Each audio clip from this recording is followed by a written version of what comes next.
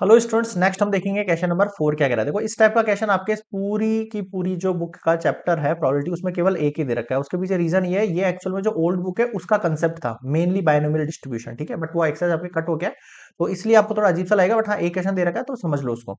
Suppose 90% of people are right handed है, तो given condition क्या है आपके पास। देखो सर, हमें पता है पर्सन हैव इधर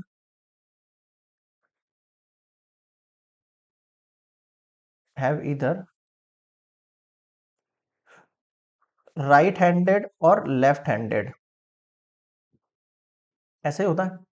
तो आपको यहां पर क्या गिवन दे रखा है कि 90% जो पर्सन है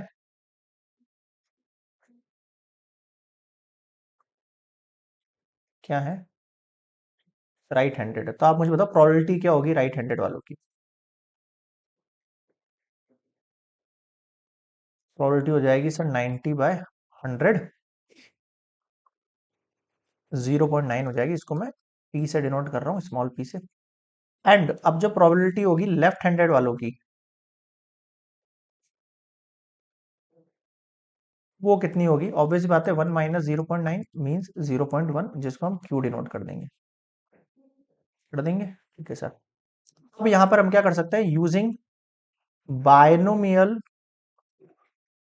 डिस्ट्रीब्यूशन।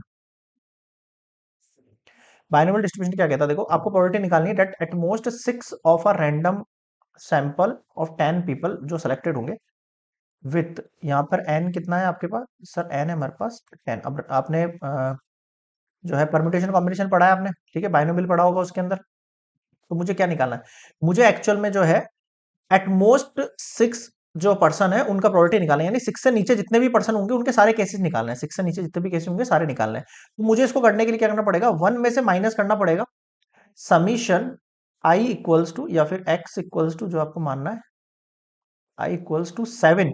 अगर मैं 1 में से 7 या 7 से ऊपर वाले माइनस कर दूं तो 6 से नीचे, 6 और 6 से नीचे वाले बच जाएंगे। देखो मुझे एक्चुअल में निकालना क्या है, मुझे प्रोबेबिलिटी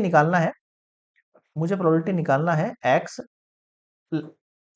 6, सॉरी, ग्रेटर देन, क्या बोला है इसने, एट मोस्ट बोला है ना इसने आपको, क्या बोला इसने, एट मोस्ट 6, यानी 6 और 6 से नीचे वाले सारे आप प्रोबेबिलिटी के केसेस निकालो। तो उसके लिए मैं क्या कर सकता हूँ, 1 में से लेस कर सकता हूँ 7 या 7 से ऊपर वाले केसेस। तो ये वैल्यू 10 तक जाएगी आपके पास, ये वैल्यू कहां तक चल जाएगी, 10 तक चल जाएगी ये वैल्यू। समझना है इस बात को एक बार अच्छे से। आपने वो ओल्ड वाली बुक पढ़ रहे होते हैं ना, उसके अंदर जो Bernoulli theorem and all they रखा है वो सब पढ़ा होता है ना, तो वो बहुत आसान लगता है आपको ये भी। ठीक है, अब क्या होता है, एनसीआर फॉर्मूला होता है, एन की वैल्यू 10 सी, इसकी वैल्यू कितनी हो जाएगी, यहाँ पे 7 हो जाएगी। कितनी हो जाएगी, 7 से स्टार्ट करेंगे हम ये वैल्यू, और कहां तक, इसी कॉम्बिनेशन बनाएंगे 7 वाले के लिए, 8 वाले के लिए, 9 वाले के लिए, 10 वाले के लिए। और फिर आता है यहाँ पे क्यू, फॉर्मूला बताया तो मैं आपको, होता है formula n C x q n minus x और पी एक्स, ये फॉर्मूला यूज करते हैं अपन, है ना, बाइनोमियल डिस्ट्रीब्यूशन में। तो यहाँ पर क्यू की वैल्यू कितनी दे रखी है, 0.1, और ये 10 माइनस एक्स की वैल्यू कितनी है आपके पास, 7 दे रखी है। तो मैं यहाँ पे एक्स ही रखूंगा अभी, है ना, क्योंकि एक्स से लेते हुए मुझे सारी वैल्यूज पुट करते हुए चलना है, ऐसा कहना चाह रहा हूं मैं आपसे ना। वैसे फॉर्मूला कई लोग एनसीआर बोलते हैं इसका ना, तो आप आर भी रख सकते हो, या कोई फर्क नहीं पड़ेगा उससे ना। और ये 0.9 ई पे कितना हो गया, एक्स, ठीक है, ये इसका आंसर हो गया। 1 में से अगर माइनस कर दूं मैं 7 या 7 से ऊपर वाले, तो आपके पास उससे लेस देन वाले निकल के आ जाएंगे, ठीक है। तो this is the probability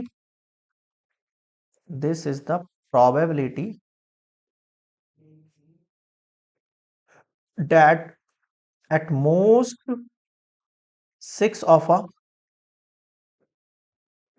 random sample of 10 people are right handed. आया कुछ समझ में, हाँ सर आ तो गया, क्लियर है। यहाँ पे ये हुआ कंप्लीट मिसलेनियस क्वेश्चन नंबर 4।